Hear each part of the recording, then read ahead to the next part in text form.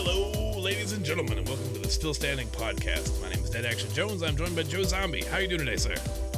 Doing well. Don't hit the snooze. It's time for the news. Chug, chug. Well, how has your week been? What have you been playing? Because my list is probably way shorter than yours. Probably. Let's see. I've been playing. We actually started playing a bunch of Sea of Thieves lately, which is interesting. True. I am like 2 tiers from 100. Yeah, it's like I guess we decided we were just going to knock out that plunder pass super quickly because I think we still get like 10 weeks and I'm at like 80. It has been so fun lately though, so it's been a good time. It's been like, yeah, it's great. I actually, people will be surprised to know I have hit the wall on Elden Ring and I've kind of put that to the side now. It's interesting because I reinstalled Elden Ring yesterday. I mean, it comes down to it. I can rush along to get to a point where maybe I can help you do something if I need to. It's whatever. It's just, I was just like, I'm kind of missing that right bumper combat and I just want to go back and do things. And then I met like the nicest person ever in the Volcano Manor. There's like this little like young girl who's like over here when you join them. Interesting. She's like super nice. She's like, oh, hey, how are you? And I'm like, oh, you're like the nicest person, but you seem to have like some disfiguring hunchback. But like, I'm gonna be super nice to you because you seem sweet. Anyway, and then I logged out and haven't played anymore. But like, I got a mission to go to a red mark on the map that suddenly appeared, and I'm supposed to go kill a dude. You've got to go kill Tarnished. Yeah, that's like the whole purpose is. I think you do 3 or 4 of those, and you get to go meet the big boss man. And so you do those, and then you get to go kill him, basically. Yeah, I mean, you don't have to, but yes, you go. Gotcha. You can. But yeah, I've played. Kind of pushed Elden Ring aside. Started playing Tiny Tina's again. Actually, I saw that because like you and I finished that one, and I was like, yeah, I've hit the wall on this. It's fine. Like that game starts super strong, and the ending to it sucks. It does kind of just meh. Just kind of just goes. It's just a non-ending. It's a really fun game to play. It's That's what the DLC's for, sir.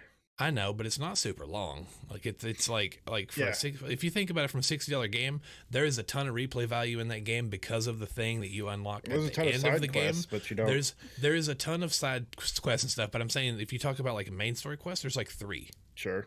Yeah. It's like I think there's like 11 chapters if you include the epilogue.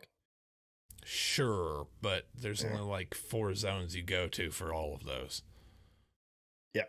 So a lot of the stuff is completely missable if you story in like 6 or 8 hours. Yeah, that's what I'm saying. But it's like, it's a $6 game, and for a game that was made in quarantine, it's a really fun game. And the thing that you unlock after you beat the game adds endless playability if that's what you're looking for. There's a way to grind the gear and do the whole thing that you're trying to do in Borderlands, and it takes the Borderlands thing, makes the classes more fun to play, makes them more customizable, and then focuses down the loot grind to this weird level where it's like honed like a diamond. Yeah, it's kind of like roguelike type stuff where you do a run. Yeah, basically.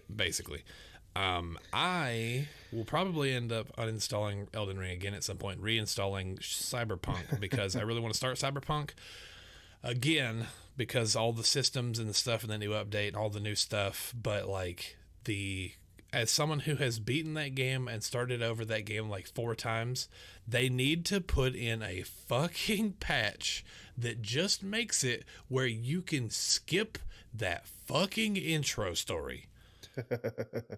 And I'm not talking about... I'm sure you've seen all of them. I'm not talking about the thing where you like choose your thing as like corpo or a nomad or a city person. That's fine. It's like 15 minutes. I'm talking about the thing where you go meet Jackie after you do that thing, and then you have to do that whole thing where you end up with the chip in your head. Because that's like a 6-hour fucking quest chain. Yeah, so... You haven't gotten past that part, right? No, I've never actually gotten to... I have the farthest I've gotten in that game, and every time I've tried to play it, is I've gotten where you meet the dude that looks like T-Pain in the limousine, and Dexter Deshawn, I think. Yeah, and that's as far as I've ever gotten in the game. Yeah. That is literally my entire extent of Cyberpunk. That game is incredible, and I really, really like it. Yeah, like we've kicked around the idea of like, start doing like a game club type thing. I think that could be fun, and it would give me a reason to play Cyberpunk to start.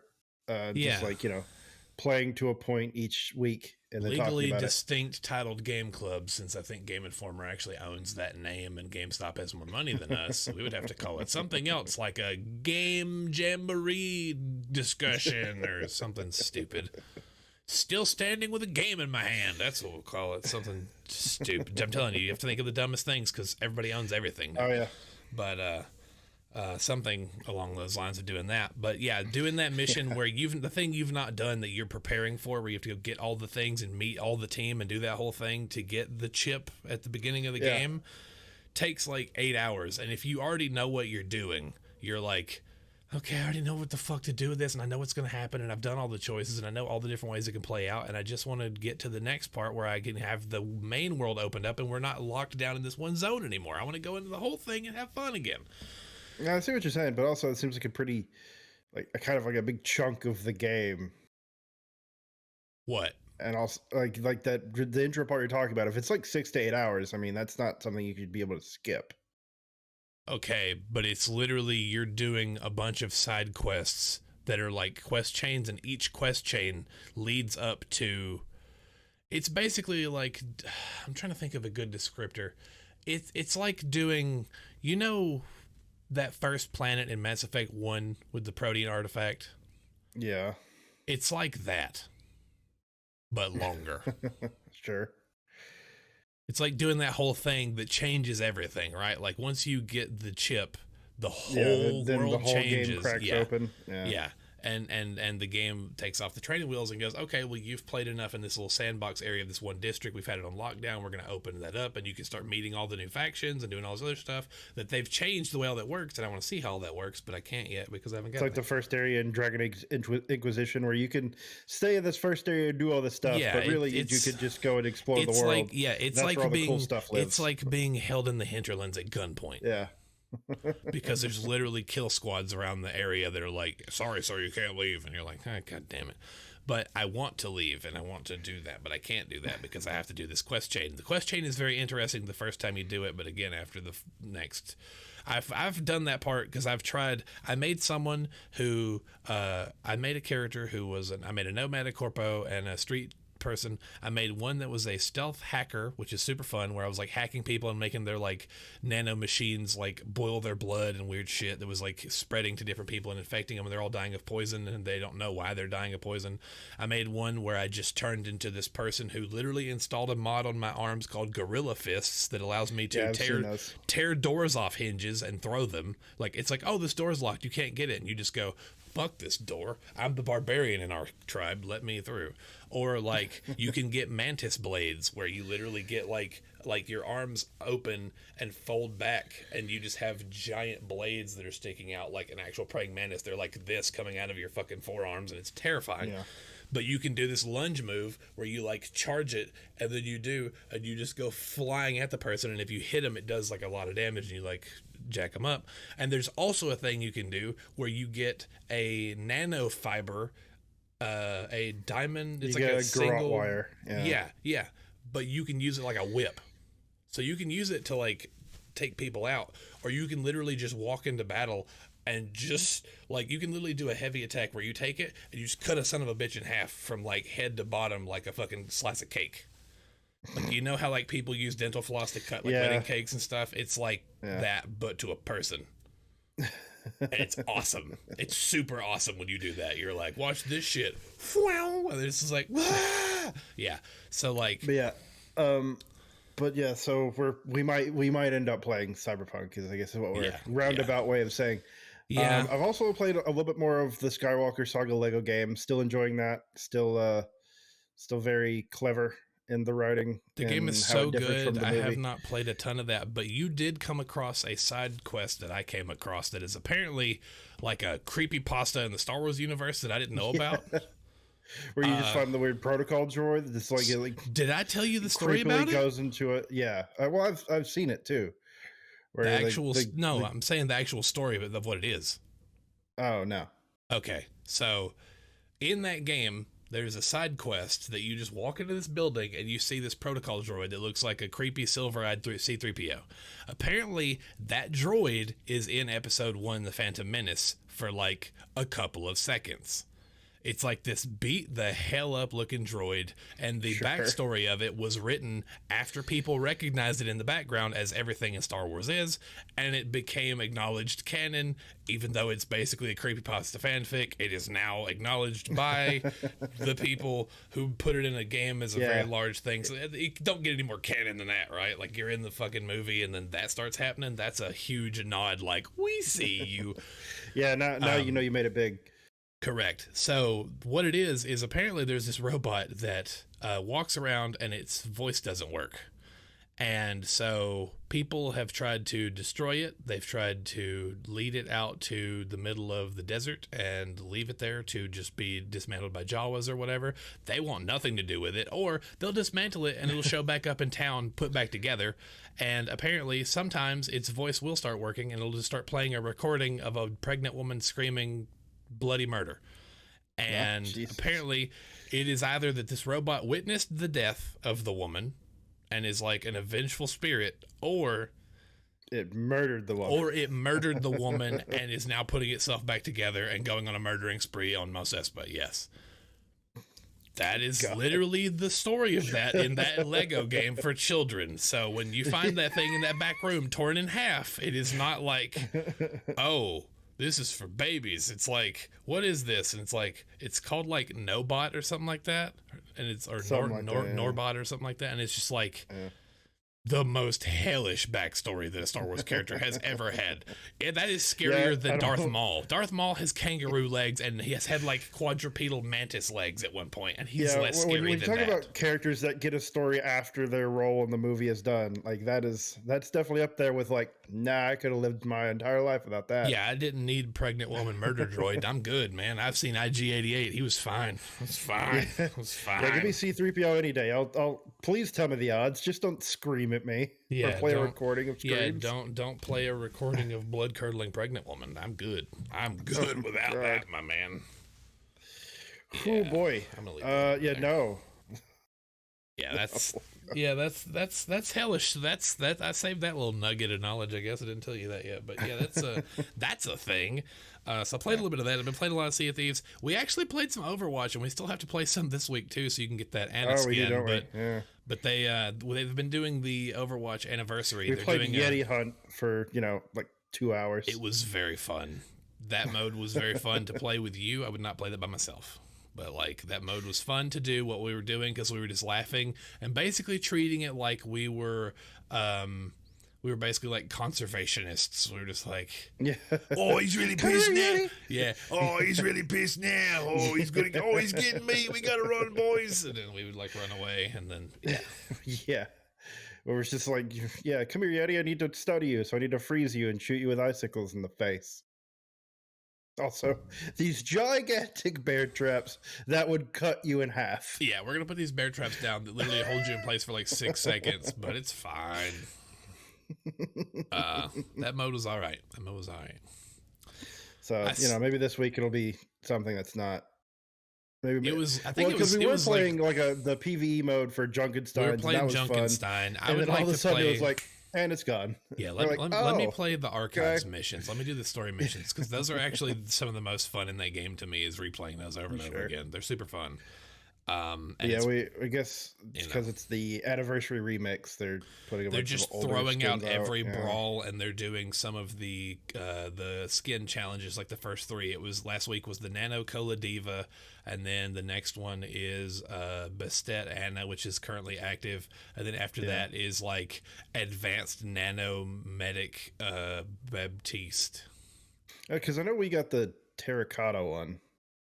We have Terracotta. We have Terracotta from the New Year event, but this is like one where he has like a blue bubble dome helmet, like he's like some kind of like he's like a. Well, I'm just saying it's like a almost like a Hellgast helmet, but it has like it's like blue, and it has like a gigantic holographic red cross across his face.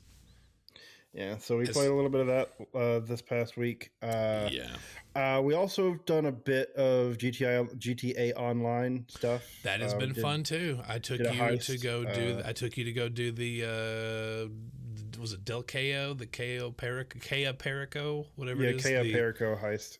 The one where we had to outrun panthers and and steal dodge the skulldozer guy with a giant minigun. Yes, and steal things from a coke fiend. It was great. I was on there. I was actually playing yesterday. I don't remember what you were doing, but was it when I was doing Sea of Thieves? Was it during that moment, or I don't know what you were playing at the time, but I was on GTA Online, and I was basically decided to go clothes shopping and just do that for a little while. I get it, because I needed a new look. I needed to feel better about myself. I understand. Like I said, I got that suit the other day, and I was like, I'm looking so dapper, so fresh, so clean. Fresh, so clean. And I was like, yeah. And then you forget to save the outfit, and so then when you change clothes, you then don't have that outfit on anymore, and you're like, oh, now you have to go back to the thing and put it all together, and you have to go do the walk of shame back to a closet. Yeah, there's actually something. I'm going to get real nitpicky for just a second of the GTA Online, okay? Okay. And this is going to be real specific and real dumb to a lot of people. You're going to do that, and if it's the same thing that I'm nitpicky about, then I'm going to laugh because, okay, wait. Before you do, let me do mine so that I don't copy you, okay? Ready? All right, yeah, fine. Okay, so the thing that makes me fucking insane is that you can change your suit jacket, your pants, you can change your vest. I think you can wear a tie over your vest, but you can't change the undershirt under your vest. There actually are a few shirts that you can do that with. But there's a few dress shirts that'll change it. But then you can't have the vest on with the shirt, right? No, you'll keep the vest. Because I think you go into either it's like dress shirts or like shirt vests. Okay, and you can change it that way. Then here's the thing to point out: not all of those shirts, and maybe that's my problem. Yeah. Not all of those shirts work with the slim fitting casino tuxes from the casino that are very expensive and super cool looking.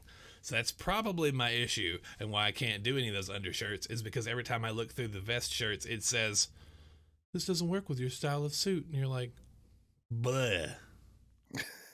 So my nitpick is a bit like that. It's along those lines where certain things can only work with certain outfits. Okay, so I'm in like a suit or whatever. Why the fuck can I not wear a watch? Like why is this like because no one wears watches with a fucking suit. I'm like, fuck you. Let me wear what I want to wear. Who cares if anyone can see it? I want it. Yeah, it's true. It's a game. That's true. Let me just do what I want to do. Who gives a shit if this is appropriate for my outfit? Who cares? Yeah. Have you seen what people do in GTA Online? What is this where you draw the line for me? There's a lot of people running around wearing goblin masks. Goblin masks and Speedos, but apparently I can't wear a watch. Yeah, I get it. I could go out with my, my death machine and then take out a remote controlled tank and kill the entire population of the city, but I can't wear a watch with my suit. You could go to your personal facility and pay $1 million to shoot a death laser from the sky at a person of your choice, but you can't wear a watch with a suit. Yeah, I should be able to look however I want to look. Yeah, absolutely. I agree. If I were to wear a suit jacket and no shirt under it, I should be allowed to do that. I agree. Everyone should see the lightning bolt carved in my chest hair. God damn it. I agree. You should be able to see all of the sexy mermaid tattoos that I have in that game, of which there's at least 3 on my body in that game. Yeah, I literally went to a barber because I was like, you know what? I've had this haircut for like 8 years. I think I should change.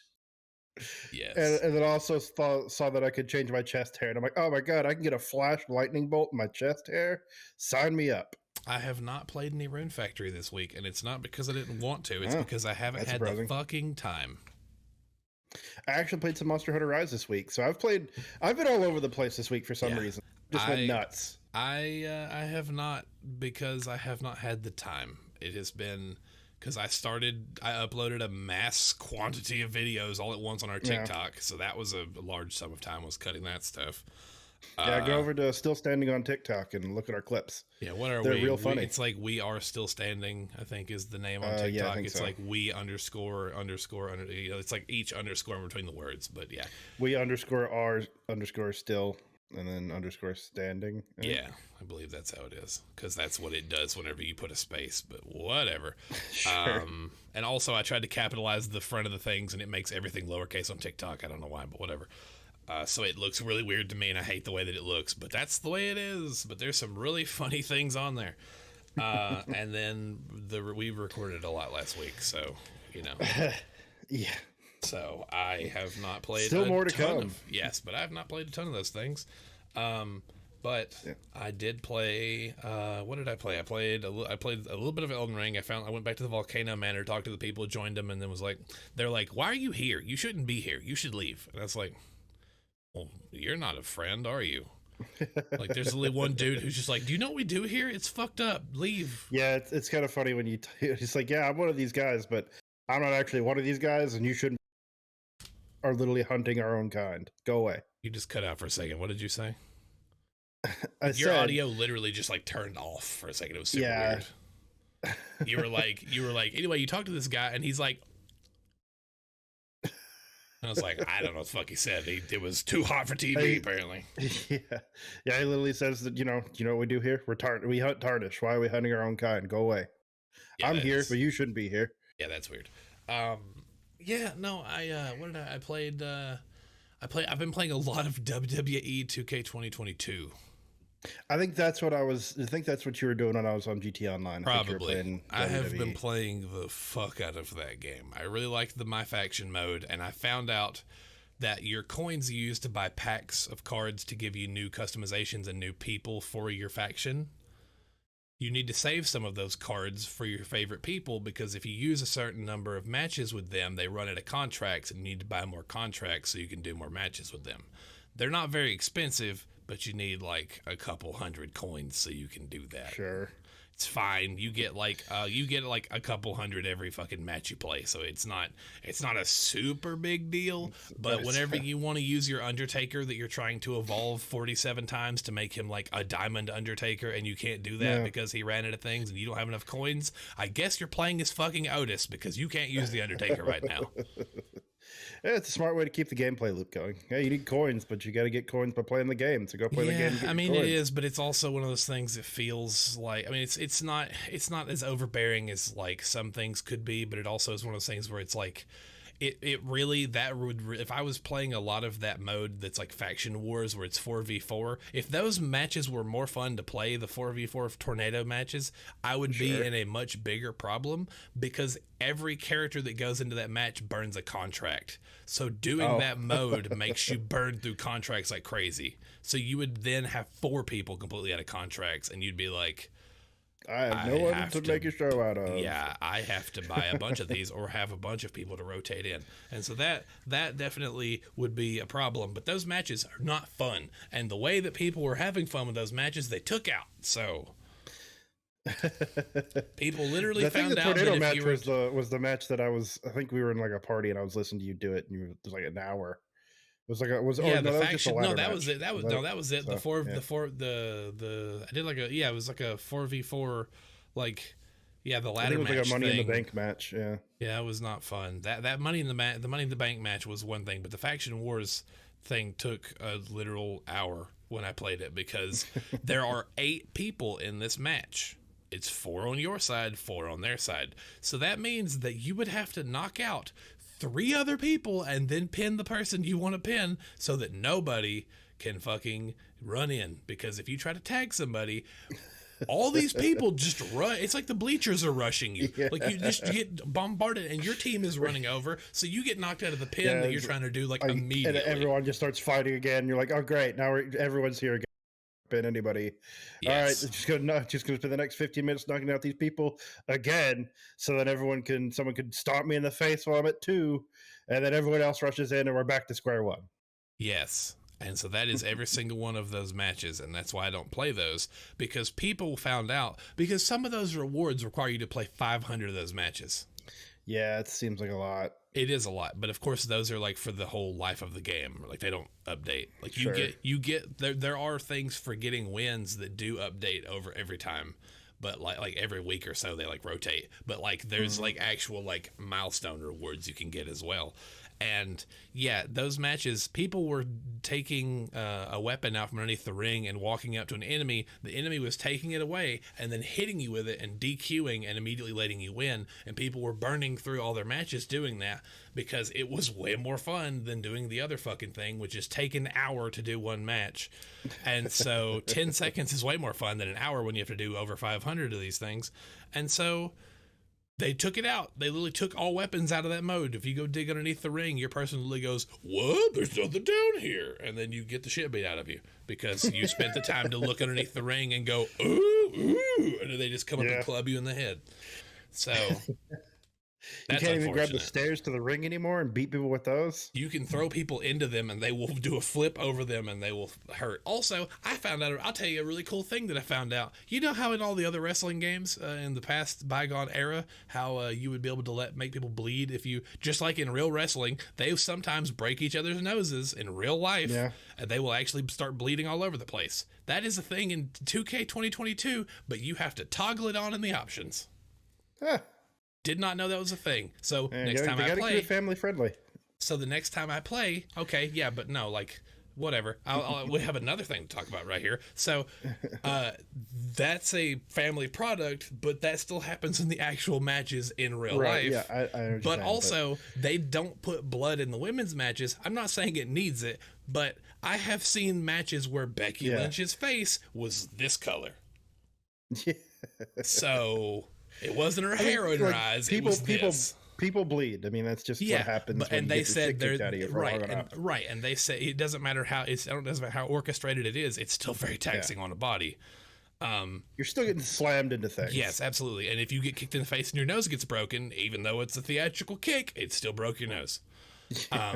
But they said they were not going to put, there was an interview, they said they were not going to put in blood for female superstars because there was no, even though they bleed in real life, there was nothing to gain from that. And I kind of was like, I get it, because I feel like there's some weird sick fuck that's just going to go beat women up in matches to watch them bleed because they're weird. Probably. But then also, those women put in just as much fucking work as the dudes in real life, and they're also badasses. So, like, you shouldn't be hypocritical in that way where you're like, oh, they're not as hardcore as the dudes. It's like, you seen these motherfuckers? They do crazy shit, too. They're doing Sometimes the women's matches are, like, way more brutal than the men's matches. Yeah, that's what I'm saying. Like, it used to be, like, they were like candy. And I'm not saying that I would ever turn down like a fucking like bra and panty match. Like, I'm a human being. I get it. It's sex sells. But also, these, like, you watch these people go out there and they're just fucking throwing down. They give it their all. They do not pull their punches. Correct. So that's a really weird thing. They were like, we don't want to put blood on the women. I'm like, okay, that's weird. But I think that's all I've played. I mean, that was, we've played a ton of Sea of Thieves. We've got more to play whenever that, because we've been playing a lot because the adventures keep going and they're kind of pulling us back in those limited time things because we're following the storyline, right? So then we'll see. Every time I think I'm out, they pull me back in. Well, we've also started doing Athena's because we got you to Pirate Legend. So we're now doing that because you want to do it, and now we're all wearing ghost clothes because we never did it. I have been a Pirate Legend in Sea of Thieves since year one. I did one Athena's quest, said that was the most boring thing I've ever done in my life. I'm never doing another one. And we didn't do one for like 3 years, and then you got Pirate Legend, and now I've done 4 in a week. And on that note, I guess we should move into the news because we've got news. So much. Oh yeah, news. I see like a full piece of paper there. That is what it is. Speaking of Overwatch earlier, have you seen the new Gundam game? I remember seeing the trailer when it was. Oh man, announced. I wish it would come to Xbox because I don't want to have to play it on PC. Yeah, I guess Gundam is like a weird property where it's just like only on the PS5 or PC. Yeah, it's super weird. They have a new game called Gundam Evolution, and it is literally Overwatch to the point where you hold a direction on the D-pad and it tells you what your moves are, just like Overwatch. They have different classes. You take objectives. You follow the line on the ground to show you where the OBJ is to go play it, just like Overwatch, but it's with Gundams. And one of the playable... It sounds like a lot of fun. Yes, absolutely, correct. One of the playable Gundams is the Zaku, and the legendary skin for the Zaku is Char's Red Zaku. Say it with me, ladies and gentlemen. I want to play that game. I want to play a Char in the Zaku. Yeah. But I'm not playing it on PC, so I guess I'm just not fucking playing this game. Bandai, please start bringing Gundam things to something other than a fucking PlayStation. If it's on the PS4, I might play it. If I could play it on the PS4 anyway. I guess I should say. Yeah, because I know they get weird about that. Now it says it's on the PS4, but I don't know what version that game. I don't know what condition that game would be in on a PS4. Is what I would say. I might still. Try it. Like by all means, yeah, sure, I get it. But yeah, I at this point, I feel like most games that are coming out are hitting that wall where it's like, this shouldn't be out on here, but we're putting it out for the money. Well, for me, it's like I don't even have a PS4 Pro, just a regular PS4, so that might be even worse. Right. Correct. Yeah, it's like basically playing on like a standard Xbox One, right? Yeah. Like like I played Cyberpunk on an Xbox One X. Yeah. And I had a good time. People playing on the base console did not. But Immortal, a member of the community, I did not have a good time. But I did. I didn't have any of those issues and stuff that you were talking about. You were like, "This is fun." I'm like, having a great time. I had a great time. And Immortal played on a base version, and he was just like suspended, the disbelief of it, and was like, the game's fun. It's kind of got some fucky parts to it because I'm playing on this older hardware, but I had fun. I was like, sure, I get it, man. Yeah, I still understand why everyone was having. You're like, oh, that's great. And I'm like, my world is on fire at this point. Yeah, I was having things are taking off. Time. My car turned into the DeLorean and flew off into the sky. Yeah, I never had any of that. It was crazy. my dick was hanging out of whatever pants I put on. Right. I had such a good time with that game. I was just like the chosen one. I played it all the way through to completion and was like, oh my god, this game's so good. Yeah. I don't know. They're like, oh my god, this game is held together with gum. Yes. Bug snacks. Talking about bug snacks. Ooh, bug snacks. I'm super excited for the DLC and also the fact that it's coming to Game Pass. It's coming to Game Pass and the Switch and everything on the 28th. It was only on Epic Game Store. It's coming to Steam. It's coming to Xbox Game Pass. It's coming to Switch, coming to all these things, and the new expansion. We're gonna beat it on the channel, and then I'm also gonna be playing it, probably beating it myself on the Xbox. So apparently, we might have to stall on bug snacks on the channel, because apparently there's a point. I've heard this from them. From the trailer, there is a point of no return in bug snacks, and so apparently, but if you beat the game, they literally say it'll take you back to the point of no return, right? And you can go and do the thing. Correct. So then, do we beat it and then wait, or then do we do that and then see? That's the conundrum. Do we wait? Do we play up to a point where we think we're about to get to that and then just wait for the DLC and then do it and then do the point of no return? Or do we do the point of no return, beat the whole thing, and then come back for just the DLC? I don't know. That's a discussion for later, I suppose. I know, but it's all like a week's difference, so we'll figure it out. But that's the kind of thing where I was like, this is probably going to happen by the time we beat this, because it seems like it's coming up pretty soon. And it's like literally, I thought it was going to be like a month or two after. It's like 2 weeks off. Yeah, couldn't have planned that any better or worse. Yeah. So it's just literally just kismet. Like we just, it's just here. Like, hey, I love big snacks. Worry about it. Apparently, there's I think there's 11 or 14. I don't remember which one of the two of those, but it's like a lot of new bug snacks coming to the game. Pretty exciting. There's giant bug snacks now that you have to shrink with. Yeah, you gotta shrink them down. You have to use shrinky seasoning on them, and then it makes them small so you can catch them. I'm sure.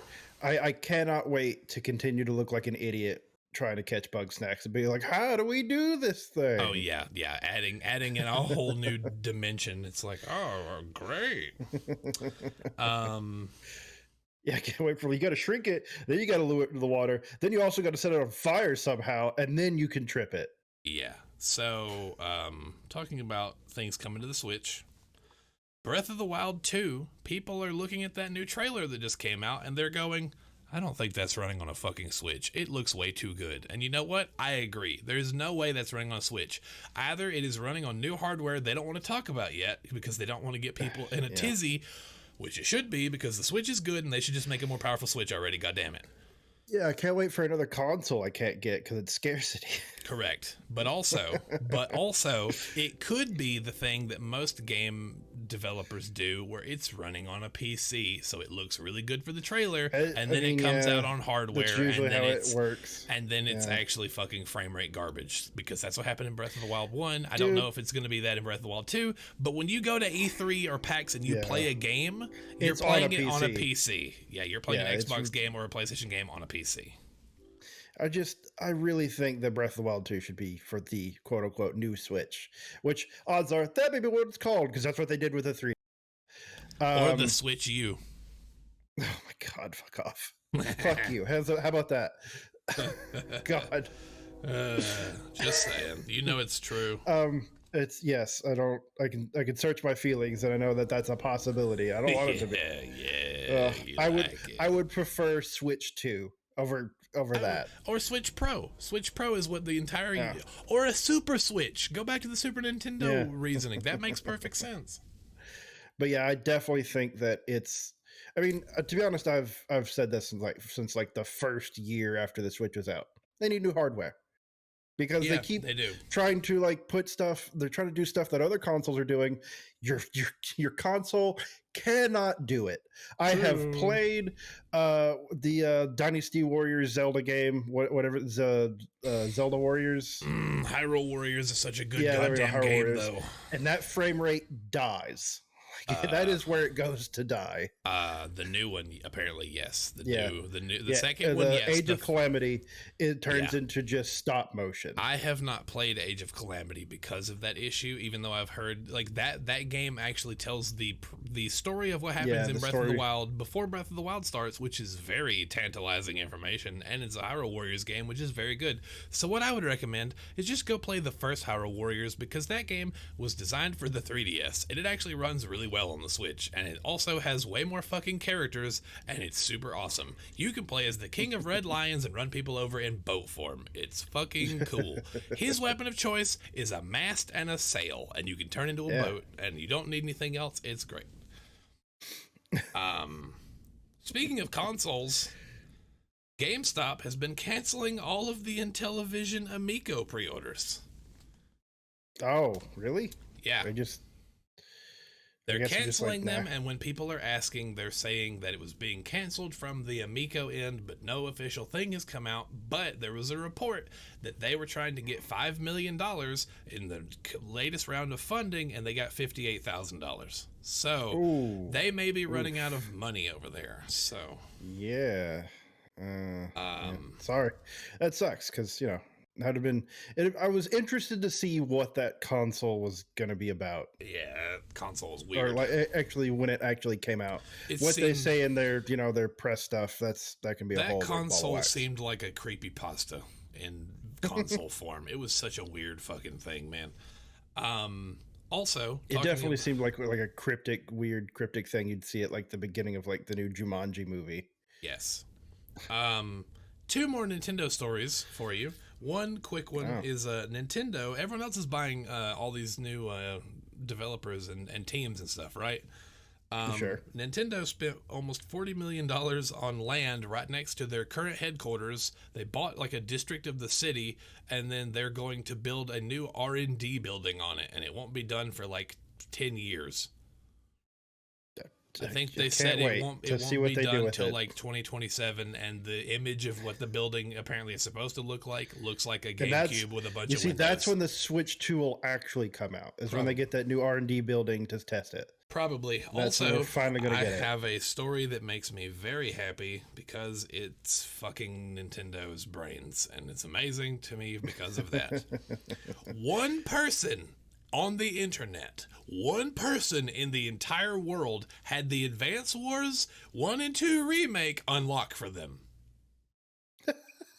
It got delayed, but they pre-downloaded it, and when it released for them and only That's them. hilarious. And they put it in airplane mode, and since then Nintendo has refunded it and has literally forced a refund onto them. Yeah, and is like, they sent them emails saying, "Oh yeah, we've processed your refund for you. Just go ahead and connect to the internet. It's fine." Yeah, they're doing everything they can like a weird to keep. situation. They're doing everything they can to keep that person from playing that game, because that person has been showing this game off, and that person also knows they only have 30 days left of that game, because you can only play Switch games for 30 days without an internet connection. So when that time runs out, they lose that game again, and now it's been refunded to them. So basically, they have 30 days to play the game, and they'll get it back for free at the end.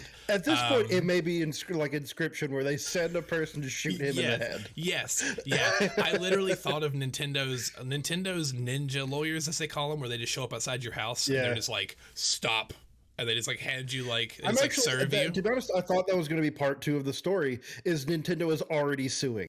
Right.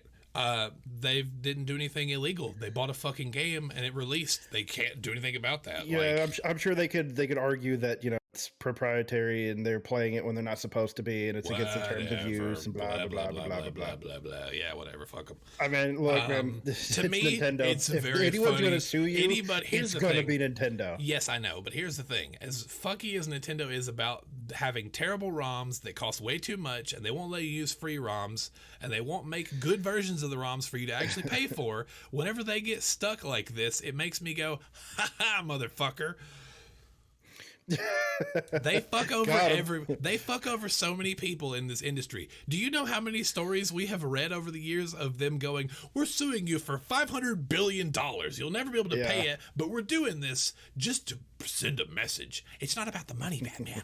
It's about sending a message." And you're just like, fucking, it is about the money, and also about you being a psychopath. But I love that they're trying to coax him. Come on, just connect to the internet. They're like, connect to the internet. They're like, I can only do it on my Switch Lite. It's only on their Switch Lite. It's not on their Switch. It's on their Switch Lite. Right. And it's only that one. And that one's in airplane mode. And their other Switch can't play the game. And yeah, what a great thing. I just imagine like Doug Bowser is just like sending actual Koopas to go murder this person. Like, good God. Anyway, that's a hilarious story, I thought.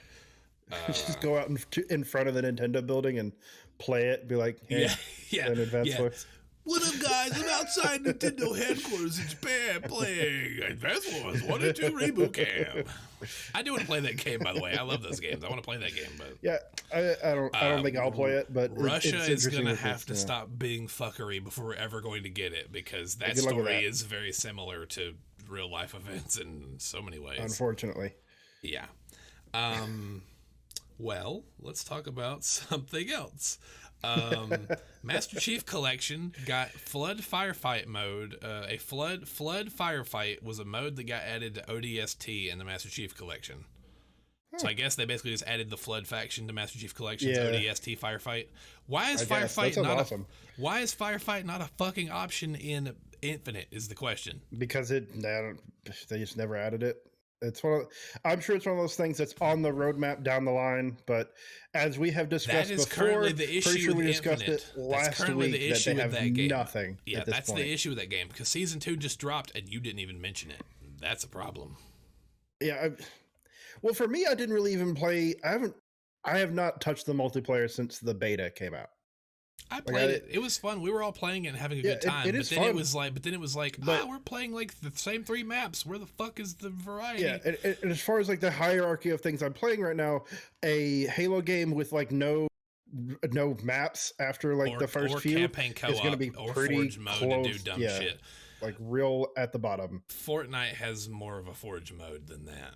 Like literally, it literally has a Forge mode. You can take an island and make your own game in it. It's crazy. Like, it's nuts. But anyway, I thought that was neat. And they also Forge mode than Halo does right now. It's true, and they also added in ODST co-op crossplay, which is a pretty neat little thing. It's not required, but it's a nice touch. They're adding it to ODST, not Infinite. Yeah, that's the thing that's driving me nuts. Is like, okay, y'all keep adding shit to Master Chief Collection, which is like a 500 gigabyte download. I'm never going to install it again. Because it's true. No way. It's gotten insane at this point. Where it's like, hey, do you want only one game on get Master Chief Collection? I mean, it's like 40 games, but I don't want to play any of them because the netcode is actual garbage. That is not wrong. It Like still does not work that well. We tried to literally do a legendary run, and it broke. And on Halo 2, there is no checkpoints on the levels on legendary. Yeah. So when someone gets kicked, you're fucked. Yeah, when someone gets kicked, or if the game freezes, you have to play the whole level over. There is no checkpoint. We're like, we literally got to the elevator where the fucking bug dudes appear on like the first level of Halo 2, and the game froze because one of the bug guys got stuck in the elevator and started spinning so fast that it crashed the game. And then we uninstalled Master Chief Collection because we were like, I'm not doing this again. Great games, maybe only play them in person. That's my tip. Yeah, play it in classic Halo style, couch co-op. Yeah, even though we'll never play another one like that because it's all online now and it's fine. Xbox was the top-selling console in the UK in March, which is good signs because that means that supply is ramping up. So the UK is used as the market that a lot of reports grab because they're a lot more open about that stuff. Sure. So they grab that stuff from there, and so then it goes out to the rest of the world. So everybody is like using that as like the temperature gauge. So like Skywalker Saga outsold Elden Ring, which like that makes sense after Elden Ring has been out and everyone's probably fucking played it or bought it or already bought it. About over a month at this point. Right, but that says a lot about Skywalker Saga's quality is that game has been delayed since like 2019 and everyone is as it turns out, when you don't release like 9 titles in a year, you can get a really good game. Yeah, it turns out that it's just like the best Lego Star Wars game they've ever fucking done, and probably the best Lego games. It's probably the best one. Yeah, I was gonna say it's probably the best one out of those, actually, just across the board. It's really good, guys. If y'all haven't played it and you like Star Wars, go fucking play that game. It's really good. That's crazy. It's like Lego games. It's also really just it's true. Play it if you like the Lego series. Very good. Skywalker Saga is killing it. Speaking of killing it, talk about freedom of speech. Warner Brothers edited out a bunch of dialogue for China in the new Harry Potter movie because gay. Oh, for fuck's sake. They literally cut out the lines that a male says to another male, "Do you remember that summer we fell in love? Do you remember the year I fell in love with you?" Or something like that. It's like 8 seconds of dialogue, and they cut it all out to appease the Chinese government for that market. Look, man, the Chinese market is huge for movies, and I get it from a business standpoint. It's also a kowtowing and scummy. It's the John Cena thing. Yeah. It's where John Cena literally apologized in Mandarin or Cantonese or whichever one it is, but he did that and it was fucky. It's one of those things, man. Like, people want to make money, so they're going to do whatever they can, and China is where you go to make money. Okay, but with movies, so that's not the case anymore. That was the case, but because they're cracking down so much, all the COVID stuff it's gotten a lot harder for them to do anything. And everyone is starting to pull out from China because China is getting so fucky. like a lot of game stuff, they used to be like, oh, China's where we're going to make our stuff, even though none of these people fucking make like no one there's like every console the NBA plays, it's not a PlayStation or an Xbox, it's like the Ninja Boy or some weird like thing, and then they just like play the games probably on made by Tencent. Yeah, they play these like weird 10-cent bootleg machines that play all the games and stuff, or they play in like cafes on PCs and stuff, but it's like super weird because those markets are not, they're like actually like starting to like do this, and the US is starting to do this, and they're like, let's just go back to the West, I guess. Which is fine, do that, I'll play it. Talking about Legos and the East, Epic just got $2 billion of a hot money injection, $1 billion from Sony, and $1 billion from the Lego Group.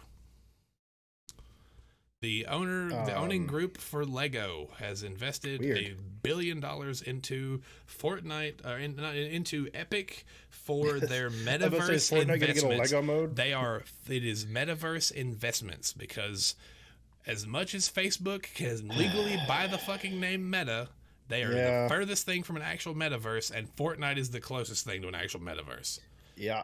Because they have concerts, they have comedy shows, they have all these events, they have all these festivals. They have people and things. Who hold you hostage for their business.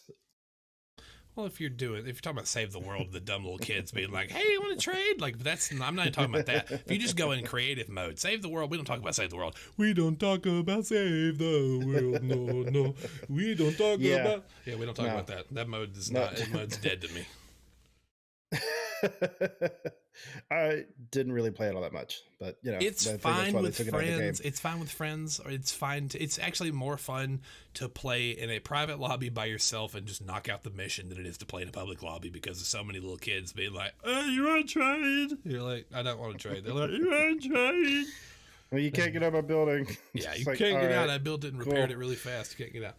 Anyway, so they've been investing in that, which is interesting. That's a thing. And then I guess we should just go ahead and talk about the other metaverse stuff. Metaverse, yes, we do. Metaverse games are having issues finding player bases that are sustainable. It's almost like when you charge fucking money to play a game like that, where it's like, oh, you got a Pokemon, but you got to buy it with actual money and buy food with actual money and feed it and it mutates and blah, blah, blah, blah. It's almost like no one wants to do that because it's a fucking money laundering scam. It's almost like that's the way it is.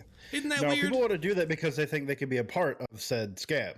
And they want to make the money off of correct. But the reason they can't find player bases is because people are getting wise to it, and also because it's stupid. Jesus Christ! I can't. I hate all of this. Like everything that's come out of the metaverse too. that I hear about, it just like it'll turn into Joe's angry corner at this point if this continues. I agree. Every time we talk about this, I'm just gonna scream at a camera for 15 minutes. You know what? About how this is all dumb, and I hate it, and it should just never be a thing. This entire segment is nothing but that. So prepare thine butthole. It just makes me angry. Because it's just like it really is basically trying to monetize Tamagotchi. That's basically what they're doing. Yeah. And I get some people if that's really the thing that you do and you think you're creating your own art pieces or whatever, fine. If that's how you really see it, you're not. But whatever. Your JPEGs are like garbage. But the fact that people are like, yeah, I want to make these axolotls or whatever and sell it for 23 Ethereum or whatever you're selling it for. They're super cute. I'll never buy one. I'll just go hug my axolotl squishmallow. He's way cuter and he's way cheaper. I don't feel like a lot of this particular environment, I don't feel like it's sustainable how we're currently doing it. No. And that's like you're talking about the player bases. They don't have player bases. It's kind of burning itself out at this point. Yeah. I don't care how I can mutate my Bored Ape. I can't afford one in the first place. I don't want one. I don't care about your yacht club. Eat me. It's a bunch of people trying to get on the scam, but the scam played out months ago, and everybody's just slow to the thing. It's like when everybody bought Bitcoin, thinking Bitcoin was going to make them millionaires, but the people who became millionaires had bought it when it was dirt cheap, and now these people are buying it for like several hundreds. They bought Bitcoin back in 2009. Yeah, those people are like millionaires and billionaires now, but the people who bought into it after when it started getting real big, it was already too late. But they're trying to get into it, and that's what's happening with NFTs now. And that's the problem. So Sega says they're working on using cloud tech to make what they call a super game, which is like 8 games all connected together, and they say it may or may not be a metaverse, and it may or may not have NFTs in it. That sounds terrible. I don't feel like a super game. Okay. It basically sounds like if you're a jack of all trades, you're a master of none, and with a video game, that doesn't fucking work. Yeah, it sounds like they're trying to make be successful, be good at the one thing. Yeah, it sounds like they're trying to make like a Sonic the Hedgehog, a Nights into Dreams, and like a bunch of other things, and putting all the things that are interchangeable between those games. Yeah, it's like, hey, let's just put Balan Wonderworld in it while we're at it. How about that? That worked out great. That was Square Enix, but I see where you're going. Yeah. We're gonna have to play that game at some point. You know that, right? I don't think we will. Some point. I don't think that's a thing we're gonna have to play. Some point we're gonna have to play that game. Some point. Why? Why would we need to play it? There's no reason. Because at some point we're gonna play that game. It's just the rules. I'll tell you right now. It's the rules of the internet. You don't have to. I do. I will. I'll have to play it. You'll have to be there and watch. And you'll have to bitch while I have to bitch about playing it. It'll be me screaming into a camera for the entire thing about how stupid this is. Duh. That's what people want to watch on the internet. It's gonna be great for them. I feel like sometimes you just want me to get angry. It's just like, yeah, it's just let's pull internet, that cord. Yes. Me? No. The internet? Yes. Yeah, I'm sure. So, Facebook, aka Meta, wants NFTs to be a thing. They want to have their own NFT marketplace. Oh, I bet they do. Yeah. Because they want to make all the money off of it. Also, an insider, according to this report that came out, has said that they are tossing around the ideas of a currency referred to as Zuckbucks. Not a joke, the actual name. They have also talked about having their own backed currency, like the way one thing is a fiat currency or something else is backed by gold. They're talking about having their own Facebook money. And they're talking about offering people loans at attractive rates, because apparently they have that much money they can become their own bank now, which is definitely means a company is too powerful. If they can make their own goddamn money, they're too powerful. They are also, and this is the last part of this, they are looking into starting to give people social reputation tokens when you have made meaningful contributions to Facebook and Meta. And right. Also, this is asking people to spread, just like coming out with the most outlandish like, clickbait bullshit. This is literally just like you're wanting it to become a cesspool even worse than it already is. Literally an episode of Black Mirror. Oh my god. And don't think that just because you're a social token holder that you can't be on Instagram and be a social media person and they can give you creator tokens because you contributed with your content on Instagram. This is like the evolution of paying with exposure. Yeah. Basically. Like, hey, we're not going to pay you actual money, but we're basically going to pay you with these Chuck E. Cheese fucking tokens that you can only use in our environment. It doesn't actually mean anything in the real world.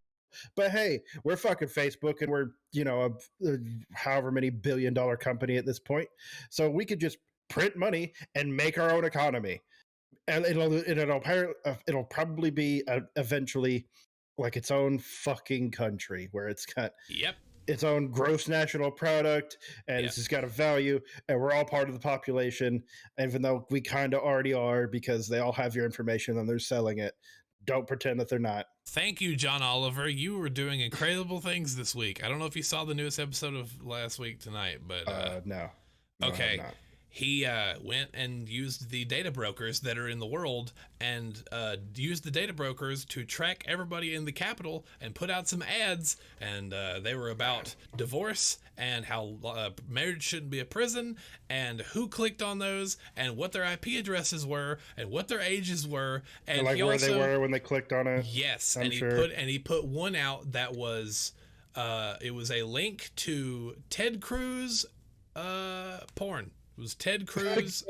Ted Cruz erotica? Yes. And he said that the clicks were way more than zero. And he has all the information in a manila folder. And he said it was way too easy to do this. And it was super creepy that I could do this. And so if you don't want me to release what is in this folder, you need to figure out a way to fucking protect people's data so that I can't get away with this. Because like anytime anyone finds out that there's like a loophole where they can find stuff out about they're like, we got to immediately close this shit. We're gonna pass a law.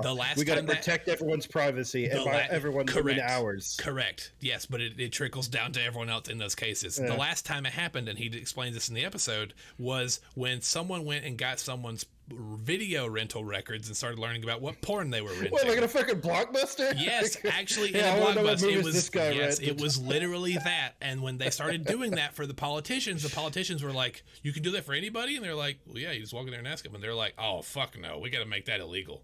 And so they did like the Blockbuster Protection Act or whatever the fuck it was called, or it's like rental something protection act, Video Protection Act or whatever, something dumb like that. And so now John Oliver literally has a manila envelope with all this information in it and was like, this was too easy to do. It was creepy as fuck. I now know what all of you are up to. And guess what? If you don't want me to get away with it, you should protect people's fucking data. And I was like, yeah, oh I guess he's doing that, and I think like Jimmy Kimmel's in a fight with Marjorie Taylor Greene at this point. Like, I think that's been a thing. Sure, she sucks. So whatever. We're gonna go over all the shitty news and then save the good news for last, because there's some really awesome news this week and there's some really weird news, and we're doing Why that first. Are they gonna call it Zuckbucks? Is it just the fucking alliteration or whatever? I don't know, probably, but also but also they could change it to like meta money or something, like for the I know. I just don't want them to. The metaverse is stupid. Again, we've talked about it. It's a super cool idea, but I think that like Second Life and Fortnite are doing way better at that than anybody. Second Life's still a thing? Yes. But I'm just saying both of those things are doing a way better job of it than Facebook. Facebook is you're a torso. The metaverse works in a perfect world, but with what we currently have, it's a train wreck. It does not work with late stage capitalism. It does not work with late stage capitalism. God. Everything about it is just like, how do we make money off of the most dumb people? Correct. Or the most gullible. Like, it really is the epitome of the get rich quick scheme at this point. It's what it's everything. It's the metaverse is. Everything in this world is pulling the rug. It's pulling the rug. Everything is pulling the rug. Yeah. It's just pulling rugs. Anytime any person that talks about this new venture that they're going out in, I'm like, I can't trust anyone, because there's just been so many times where people are like, oh yeah, this thing that I'm doing, absolutely everyone should invest and get into it, and then they sell and they're like, all right, I got my money, peace out, bitches. Correct. Just know that if we haven't put it into your mind yet, we don't like that stuff. We are not we will not have. We're not coming out with a standing coin or anything like that. Yeah, we're not gonna. Yeah, it's not gonna be like still coin. Yeah, it's not a thing. So let's go. That actually sounds kind of good though. It's still coin. Sure, but we're not gonna do it. Even though it sounds like a good name, we could do something else with it. We could have like a challenge coin that we had minted at some point. It's an actual physical coin that you have when you meet another member of the community. You show them your coin. You could do that. That's a neat thing. That could be a still coin, but like, we're not doing the other fucking thing because NFTs are stupid, and I refuse. I refuse to put my name on that. That's dumb. But let's go back to the news. Dead Island 2 might be coming back from the dead, ? I don't know. That's all I got for you. It's literally just a thing that said maybe it's going to be announced again soon. It's going to resurface. When was Dead Island 2 announced the first time? Was it like 2012? God, it feels like it was on the 360, man. It was. So, hold on. I kind of want to look it up. Like, I'll look. Give me a second. Let's see. When was Dead Island? I'm not gonna ask. I'll just type it in. I want to say like its first announcement was like 2011 or 12. Like when that first video that came out with the dude like jogging down the California. Yeah, the guy jogging down the sidewalk. No, it was E3 2014. Oh wow, never mind. I guess it was going to be on the Xbox One. And that it may come out in 2023, and it may resurface soon, is what the reports are saying. I will believe it when I fucking see it, because as I told you during mic check, I think that it will probably be the case where the team that makes Dying Light 2 has made them so much money that it's.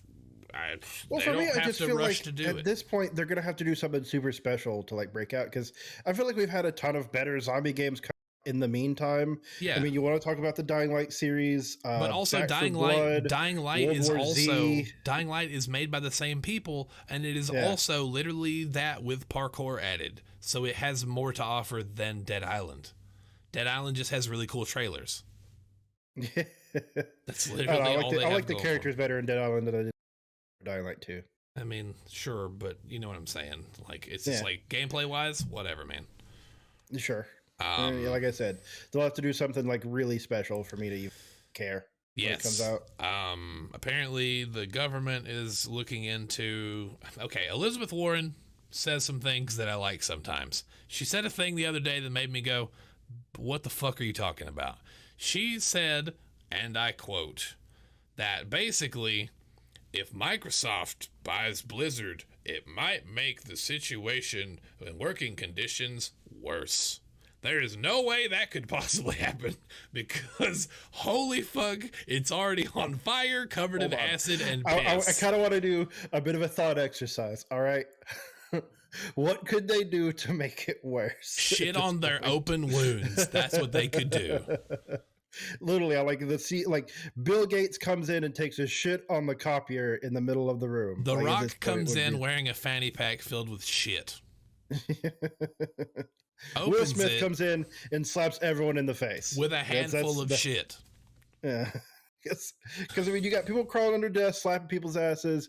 You got people stealing breast milk out of the fridge. Yeah, people stealing breast milk. Yeah, the breast milk bandit is definitely way worse than probably anything Microsoft could do. You've got people that have basically been coaxed into sexual relationships. You have bosses telling their secretaries they could have them erased from the planet and no one would ever find them. Yeah. So I don't know what she thinks the micro, like what does she know about the Microsoft offices that I don't know? She's like, what is her inside track? She's just a politician who's just angry at anybody with a lot of money, and in this case, the person with a lot of money is actually offering to make things better, and they have the track record to back it up. And it's like they're just like, well, we've got to do this, and it's like, normally I agree with you, but right now you're looking really stupid and uninformed, so you should probably go be informed because you seem real dumb right now. Just feel like maybe she just knows something we don't. Maybe Microsoft has an island where employees where they hunt them for sport. We don't know. Hey, try that again, because whatever the fuck just happened, I don't know if you got away from your noise gate or what happened, but you were like, maybe they have an island where... Sorry. God, I hope I don't talk like that.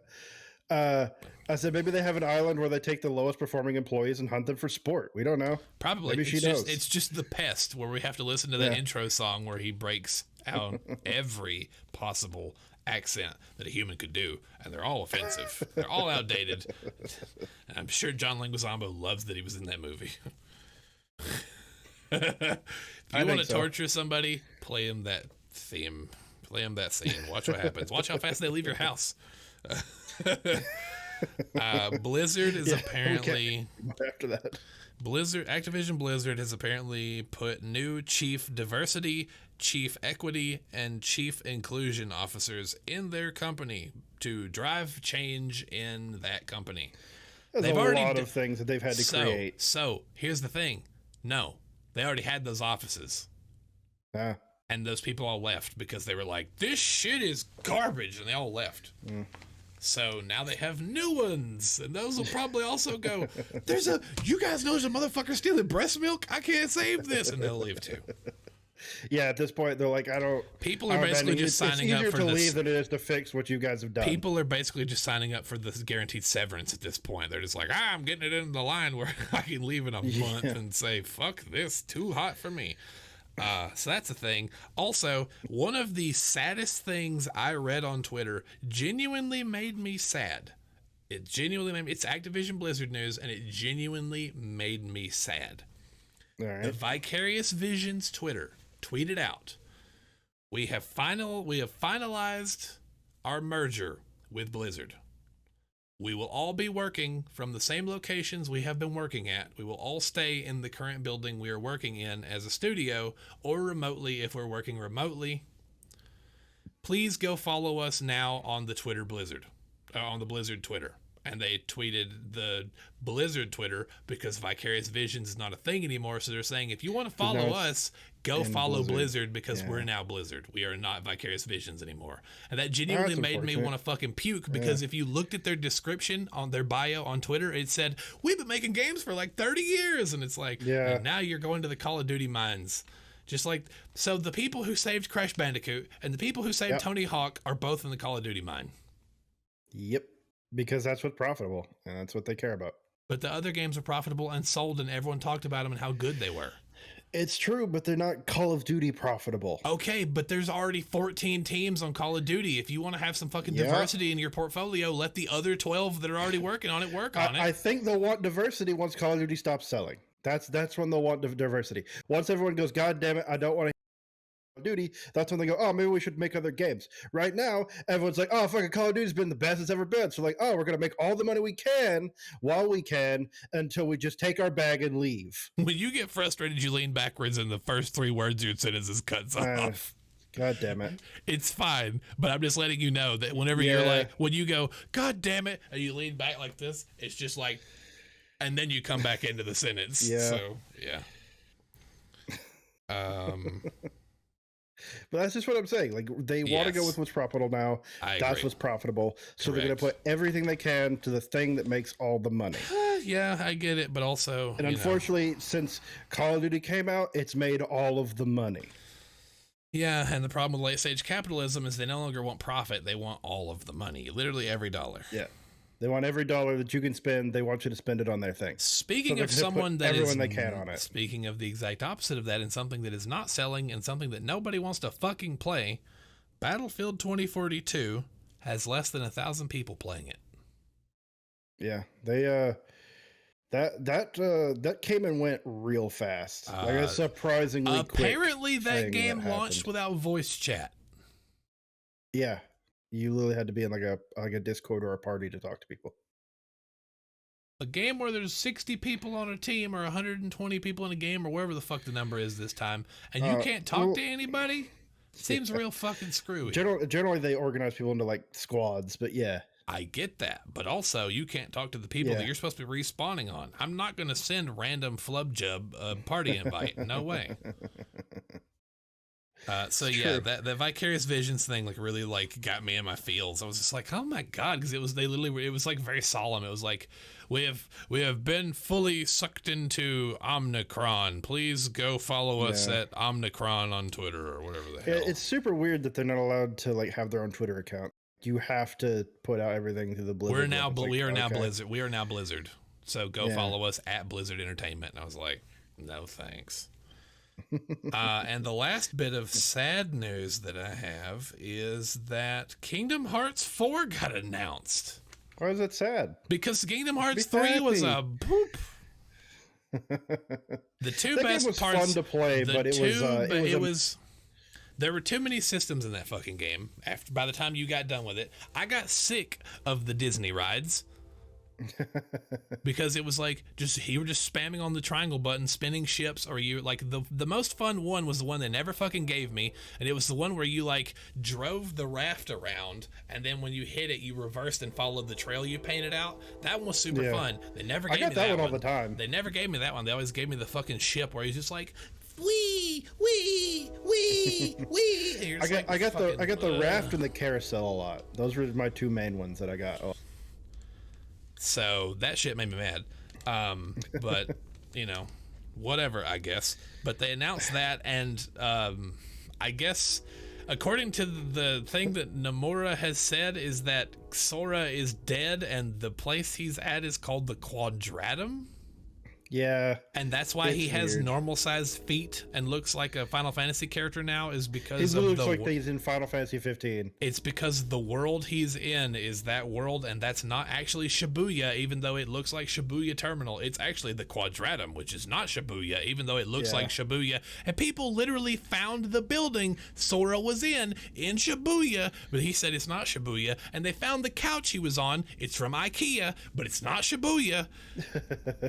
What the fuck? Also, that trailer was made in Unreal 4, and they said Unreal 5 is out now. We're gonna have to port the entire game we've been working on to that. My God. So expect that game in 70 years. Yeah, that'll be out in 2030.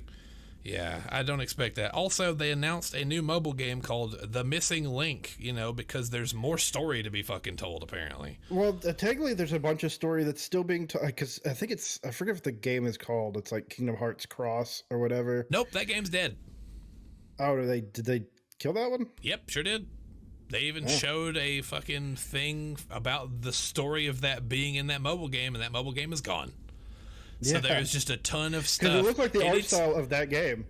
Okay, so that one looked like the art style of that game. The first thing they showed. The second thing that was the actual like new game, Missing Link, looks like Kingdom Hearts 3 but on a phone. So it like looks like a low poly or version, whatever. But because, so that the story, four factions you see at the end of 3 are the four leaders. Those are the four leaders from the mobile game, and that new Missing Link game is a new phone game. Yeah. Okay, so this has always been my problem with the Kingdom Hearts series. The lore is dumb. The music is bopping, and the lore is dumb. The lore is dumb because they don't keep it contained to the one series. Yes. It's like you have to have played it on every system that a Kingdom Hearts game has come out on, including mobile game, to actually have it all.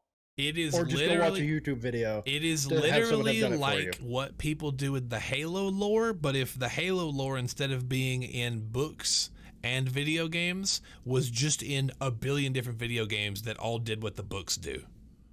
Yeah.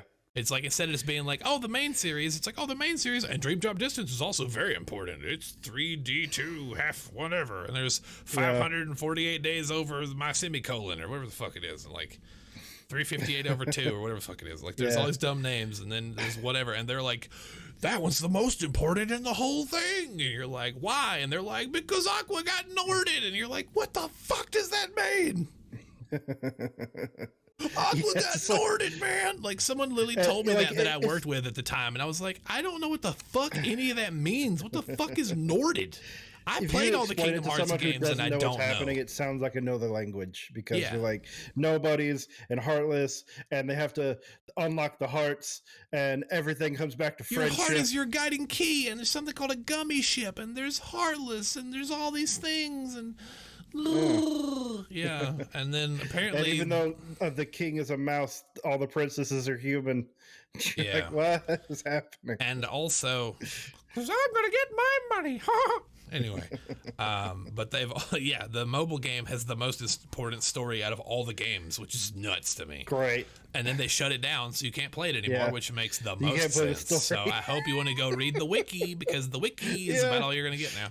Oh my god! The wiki for Kingdom Hearts is it's like trying to play like 7 Degrees of Kevin Bacon, because like you just click, you have go like to one article 30 and you have to fucking click through tabs and click open. through and click through. You have 30 fucking tabs open, so you can go read about this guy for an hour and then come back and figure out why that matters in context. Zimnis and Master Hoo-Ha, and he was doing chess the whole time, and it was cool. It was crazy. It turns out they were always friends, and he just missed him, and he wanted back. Turns out he was trying to murder everybody and wipe out all the emotions in the universe, but it was because he wanted to play chess with his friend again. And you're like, that is the dumbest goddamn reason you should have owned. Phones exist, idiot. Just call them. Dumbass, what are you doing? You have a ship capable of interdimensional travel. Yeah, you have the guy. Yes, you can literally open a portal to another fucking world that changes you metaphysically to match that world. But no, phones, even though they give you a phone in Kingdom Hearts 3 you can take selfies on. Phones exist in that world. Yeah. And you even have video calls, and you have your own Facebook. That whole plot is dumb, and I hate it. And that's why when I saw Kingdom Hearts 4 got announced, the only thing that made me excited was, well, Hikaru Utada is going to make a new bop, and that's good. Yeah. And the rest of it doesn't fucking matter. The game does not look fun. It's pretty, but it's also ugly. And James Woods will be back for Hades, because apparently Donald and Goofy have been in hell this entire time. That's literally the end of the trailer, is Donald and Goofy are looking for Sora, who is dead, in the Quadratum. And apparently James Woods shows up, but it's actually the Japanese version, because they haven't actually recorded his lines yet. But I'm sure he'll come back, because he's been doing it the whole time, and he does a good job as Hades. He does a terrible job as a human being, but he's great as Hades. But then again, when you're the ruler of hell and your most famous character, probably makes sense that you're a real dick in real life. So you know, whatever. But in that trailer, people have noticed that there was parts of it that looked like the forest moon of Endor, and that there is a foot in that trailer that looks exactly like a chicken walker. Or an ATST, if you really need me to get technical. I'd love for it to be in Star Wars. As long as we don't go back to Frozen, I'm fine. Man, I'll tell you this. Okay, so here's my beef with Kingdom Hearts 3. Other than the story sucking, the soundtrack was absolutely fucking incredible. The Toy Story world was one of the most badass things ever. Watching Woody do that moment where look, spoilers for this fucking game. I'm going to tell you the spoilers, and you're still not going to know. I know, but you're also not going to know what the fuck I'm talking about. So just bear with me. It's fine. I'm going to tell you in context what the fuck I'm talking about, and you're still going to go, what the fuck is he talking about? Out of context, you're just going to be like, I don't know what movie they're talking about. When did this happen in Toy Story 4? Correct. No, you're in a toy store, and you get sucked into the shadow world, and Buzz is there, and Woody steps in front of him and is like, he's my best friend. And he just starts walking towards this like Godzilla creature. He's Woody. He's like lanky, floppy Woody. And he's just walking towards him, just talking about how he's his best friend and how powerful friendship and love is. And you're just like, why is Tom Hanks so scary right now? Like, I'm both aroused and terrified that this doll is about to big boy this boss. It was a very cool moment. It's very awesome. Yeah. It was also very doing the cool. same speech a lot of people do in that game. It's just cooler when Woody. It was just way cooler because Woody actually did something interesting with it. And then the other fun moment in that game was Monsters Inc. because Monsters Inc. is always fun. And then the most fun I had in the entire game was the Pirates of the Caribbean world driving around on the ship, which apparently some people didn't like, but those people probably liked the Big Hero 6 world, which is the worst goddamn thing anyone's ever made in Kingdom Hearts. Yeah, I like the Big Hero 6 world and Pirates of the Caribbean, so... That Big Hero 6 world was so fucking fluffed out. It was like, go fight this thing. And you're like, okay. And then you fight it. And they're like, you didn't kill it. Now you got to go over here and fight it again. And you're like, buh. And you have to do that 36 fucking times. And then you get to beat that world. But the other problem with that game, other than the story and the Big Hero 6 world that was so fluffed out, and that was the last one. If Pirates of the Caribbean had been the last one. Frozen was the one that was fluffed out. So you really get booted off a mountain just to have to climb in through a maze. So Tangled was where you start, and that was a really good start. And then Toy Story, that was also really good. And then you go into Frozen. Frozen fucking sucks because it's just it's a whole retelling of the movie. You get kicked off a mountain so they have enough time to stall out to give you every scene from the movie. And it sucks, and I don't like it. The movie's fine, but I did not ever. You should never put a whole movie. They literally have Let It Go. Yes. The music video, basically. You're literally in standing the there while they literally rendered that whole goddamn thing in inferior graphics because the movie looks better than that scene. But whatever, it's Mountain of Isolation and Olaf is a pain. Whatever the fuck that song says. That was there, and then you get to the Pirates of the Caribbean world where you literally have a ship and you can go board other ships and you can go beat those ships' crews, or you can actually do cannon fights with your ships and sink them, combat. And then you can harpoon their stuff and pull it to you and get supplies and stuff. That was so much fun.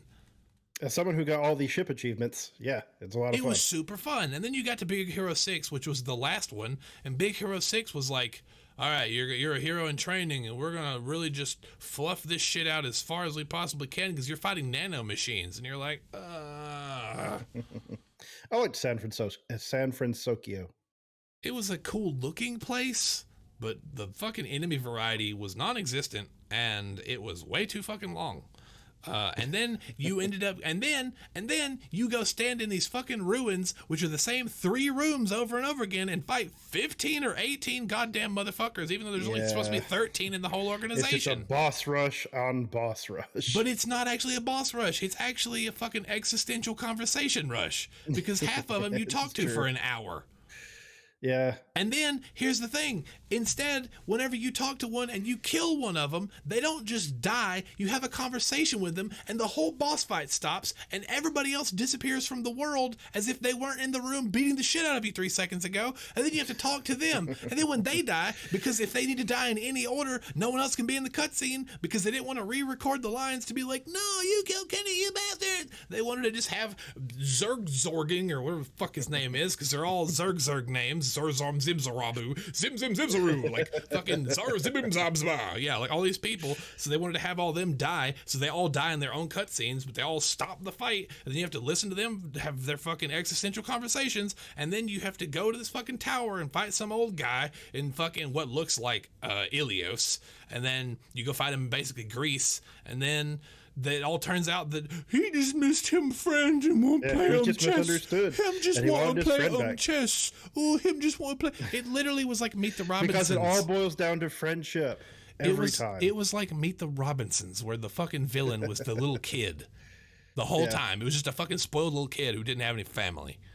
I just want to play chess with him friend.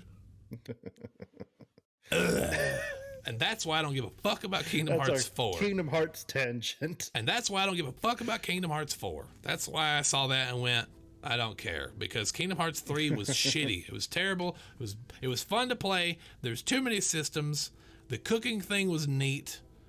The story was dumb. Half the zones sucked. I'm done talking about it. I definitely feel like Kingdom Hearts 4 is not really going to help story-wise. Nope. I don't think it's going to make things make sense.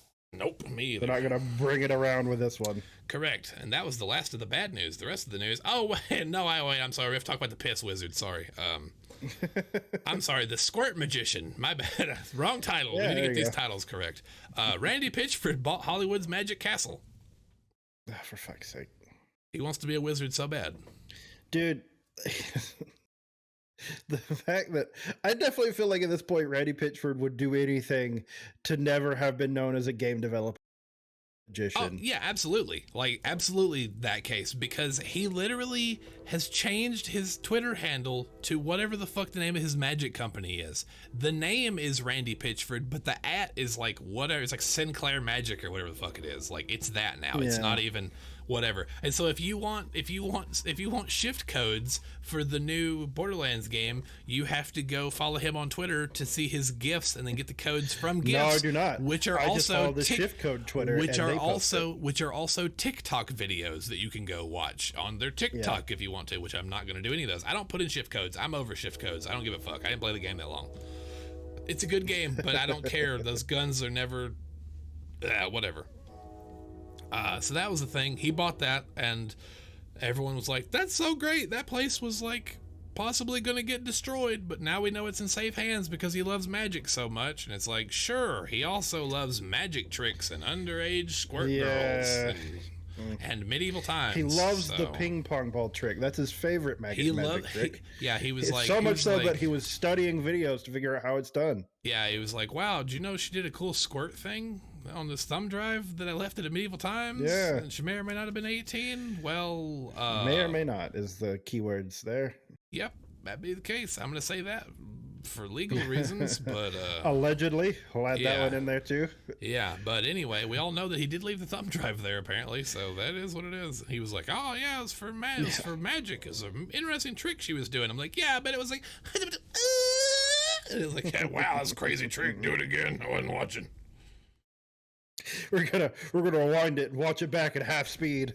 He's we like, gotta really find out how he did this. Like somebody's like, hey Randy, you haven't touched your turkey leg. He's like, oh, I'm touching my turkey leg over here right now.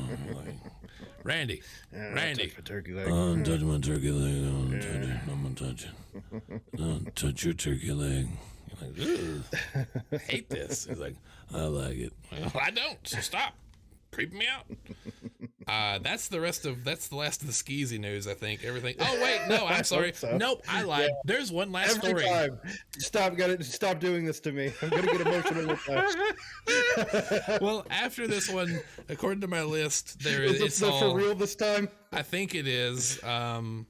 So apparently people are finding out on their Vitas and PS3s that their digital purchases, some of them are not working anymore. Because apparently they have put in expiration dates on the licenses that are 69 years ago. What? So the games affected are Unit 13, which is a pretty fun Vita game, if I remember correctly. That was a like third-person shooter. It was a cover-based shooter. Yeah. It was fine. It was a good Vita game. Chrono Cross, that just got a remake, and I guess they reclassified Chrono Cross, so the old versions don't work currently. Final Fantasy VI. Oh my God. And a personal favorite game of mine, Rune Factory Tides of Destiny. The one where you have the golems and walk around as the kaiju and punch things in the ocean. Doesn't work. I didn't know that was a thing where you just expire. Apparently it's just like you already have it downloaded and you just can't play it now. Yep, fuck you. Because the license on the PlayStation side of things, that freaks me out that they're like putting shit in there and they coded it all wrong, and so now that's just broken. So those games just say that they expired 69 years ago, and you can go fuck yourself. Just another one of those arguments against digital media, I suppose. It is not an argument against it. It is an argument against them not being able to let us play ROMs. Because this next story is going to prove why we can't trust publishers and developers to keep their own games in the actual way they were originally designed in posterity for historical purposes. I mean, we kind of talk about that with like Grand Theft Auto. Okay, but check this shit out. Pac-Land got re-released. Remember the Pac-Man game, Pac-Land? Yes, I do. The one where Pac-Man has arms and legs, which is weird. I mean, he's had arms and legs for a long time. I don't know why that's weird to you, but whatever. It's just Pac-Land. Those games were always weird when he's like a person. I'm like, he's like, anyway, in that game, I think it was Pac Baby, and then Miss Pac-Man were in that game with their red bows, right? Yeah. Okay. Yeah. They have been removed from the game. They just entirely removed characters? They took them out and replaced them with... Miss Pac-Man has been replaced with Pac-Mom. Because Bandai Namco did not create Miss Pac-Man. It was a group of people in a contest or something like that. And so all these years, anytime they put Miss Pac-Man in anything, they've had to pay them royalties. They had to pay them royalties. And so for the re-release of Pac-Land, kind of a famous game, kind of a big deal. A little bit. They have replaced their red bows, and they have changed the way they look, and they now have pink flowers on their heads. And they are now completely different characters, and the game is now forever changed. So people who play that game will not know that's a thing, because they don't want to pay royalties to the people who... Yeah. They might as well call them legally distinct Miss Pac-Man and legally distinct Pac-Baby. Correct. I agree. I mean, it's ridiculous. It's stupid. It's very, very stupid. But now we're getting to everything about all the stuff that happens for... Yes. And I get royalties. Some of that stuff can get real expensive and real stupid. Sure. But it's dumb. I just feel like it's one of those things, like, if you want to keep a game, you want to keep the game the same way as it has been for decades in this case, or in a lot of cases when games are re-released or remade. But, people are like, nah, we want all the money, so we're not going to give them any of the money because we can't have it. It's like, so we're just not going to include an entire part of a game or characters or what have you, songs, whatever. It's true. That's how they do. And it is like you're talking about. It's just like, if you're not going to save the game, why not allow another person to do that? Don't stop someone else from doing it. And so these people do this stuff and are at risk of, if they decided to enforce that, being it legal. Yeah. But then they would be like, we're doing this because they're not. Kind of hard to fucking fight that one. Yeah. Yeah, I mean, again, at the end of the day, it's a business, and, they're going to do what businesses do, which is, to protect their money at all costs. Yeah, but when you could make more money by offering a better product than the free product, that's what business is. That's how businesses operate. That's how you thrive as a business, is you make the paid option more beautiful than the free option. And Nintendo doesn't do that. And this is them completely changed. They're literally changed. They took the character out and made a whole new fucking character that's basically like, that's not Timmy Turner. That's Tommy Tuna. He's different. Look at his fairly weird siblings. Corno and Wombat. They're different. And his teacher, Crockpot. Yeah, all different. Legally distinct. Don't sue us, Nickelodeon. Yeah, it's dumb. Jergy Von Chokyu. This is Sponge Man Round Pants. He's not and this is Mrs. Lobster. It's different from Mr. Krabs, not the same. It's basically that, and it's like in the new, we're talking about SpongeBob, and Rehydrated, Clancy Brown is not. Mr. Krabs is not voiced by Clancy Brown in that game, like, because they didn't want to have to pay him again. Yes, correct. It's so stupid. It is a completely different voice if you go play the old version. If you go play a ROM and then play Rehydrated, not the same anymore. Yeah, it's true. And it's like, all right, that's literally Mr. Krabs, but fuck it. Yeah, we don't want to pay. He's been Mr. Krabs for like 30 years now, basically. But no, let's not pay the guy. So Remedy has gotten the permission from Rockstar to remake Max Payne 1 and 2 as a single game with both experiences involved. They're going to take the stories from those and work them into one remake that covers the entire gamut of 1 and 2 on the Control engine. Could be fun. I mean, I like Max Payne 1 and 2. That is very exciting. Yeah. Also, that is a game in my back pocket. Are they coming out with another Max Payne at some point? Is that why they're doing that? Could be. That is a game that is very exciting to me. Because, well, it could also be that's the only game they haven't remastered they've made. It's true. So maybe they're just going back to the well on that. They're trying to bring all their stuff forward into the future. Or maybe they're going to re-release Max Payne 3 at some point, and they're like, "Hey, we You cut out again. What? I didn't even move that time. I said maybe they're re-releasing Max Payne 3, and they want people to know what's happening, because when they released Max Payne 3 the first time, it was like 10 years after Max Payne 2 came out. Yeah, we'll have to tinker with some audio settings at some point. It's fine. It's probably a Discord issue, but it's either a Discord or a noise gate issue. I don't know, but we'll figure it out.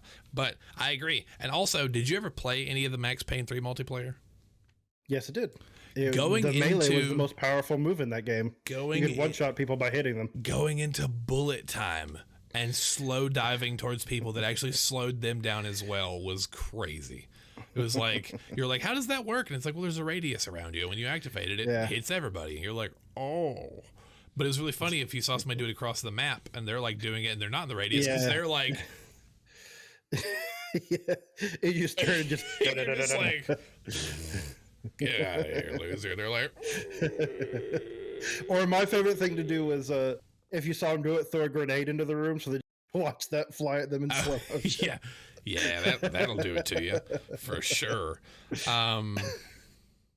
Yeah, it just makes me think of like Bulletstorm, where you would like slow motion, like grapple people, and there's like floating up in the air. You're like, or like that John Woo game, the Stranglehold.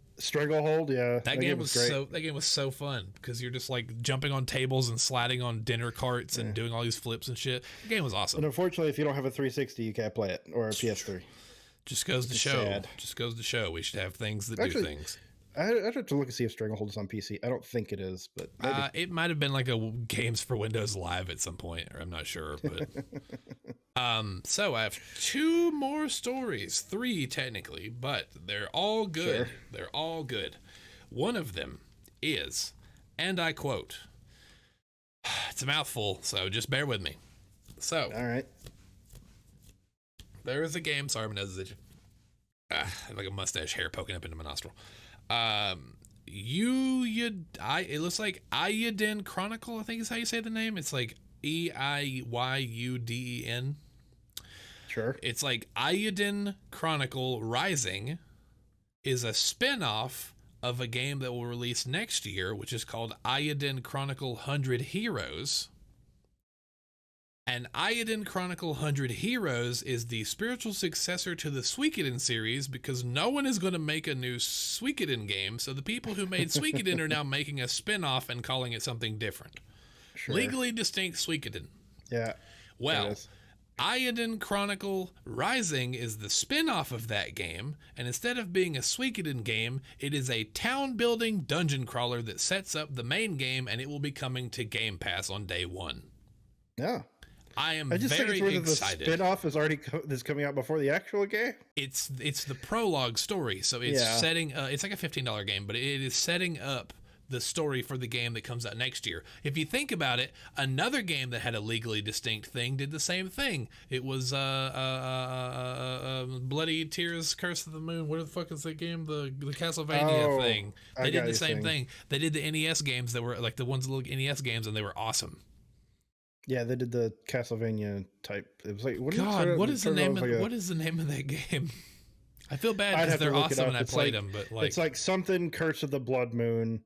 And I don't remember what the actual title was. Yeah, but what is the name? What is it? I'm gonna look it up. It's like the Castlevania indie game. Yeah, the one that I think it started as a Kickstarter. It did, and unlike Mighty Number 9, it was a good game.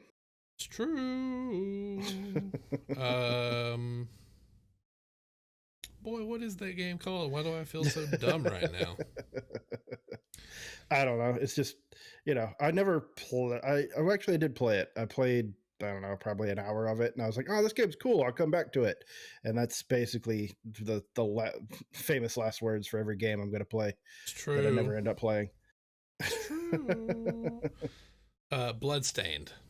There we go. Bloodstained Ritual of the Night. And it was like Bloodstained Curse of the Moon or something like that. But it had a sequel. And then they did like Bloodstained Curse of the Moon 2. Like they made like 2 of the NES style ones. They didn't make one of. They didn't make another one of Bloodstained itself. But I will say the NES ones were very fun. They had all these different characters, and one of them was literally just a dude with a sniper rifle who had like 1 HP. And so you could just like lay down and just like shoot people in the knees with your rifle. Just like, everyone, never touch me. Yeah, basically. It was very fun. It was a good game. So that's coming out, and I'm excited about that. I'll just go play Vampire Survivor instead. Sure. So that's a thing, and I'm very excited about that. So I like that idea. And then Vampire Survivor. What the fuck is that? Why is that so? Really? What's happened to your brain today? I've not had a lot of sleep, so I'm fried. Vampire Survivor is like apparently one of might be your game of the year this year. Yeah. Okay. Yes. Vampire Survivors. Yes. I was thinking of Vampire. Yeah. So if I look like I've been on a coke bender, it's not that I've been on a coke bender. It's that I haven't slept. I've been working, doing a lot of stuff, and I couldn't sleep, and so I just stayed up to do the thing. So sorry, but also you're welcome. Vampire Survivors got a new update, by the way, and it adds a bunch of new stuff and makes the game even cooler. So that's neat. Apparently, wait till he goes 3 days without sleep, and we're just going to shove a camera in his face and do a delirious podcast. Yeah. Anyway, I'm gonna start speaking in tongues and summoning Cthulhu. The mountains speak. We're gonna prop him up like Weekend at Bernie's and be like, talking to the microphone, puppet boy. Cthulhu for tongue. Yeah. Anyway. Apparently there was a quest and a mechanic that was cut from Elden Ring that involved you stealing the mist memories of dreaming animals. Yeah, it's really weird. There was apparently a mechanic, and there's dialogue and entire quest chains based around you going and collecting the dreams of sleeping characters.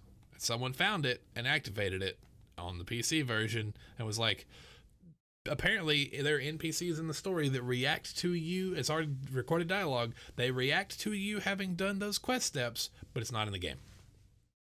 So it's in the game. I guess they realized they had enough quests and mechanics where they were like, maybe we get the item, you can do the things. It's all in there. They just turned it off. Wonder if they were going to save that for like a DLC. I have no clue. Like Elden Ring Mist Memories. I don't know, but it sounds neat. There's also an entire bestiary in the files that was also hidden.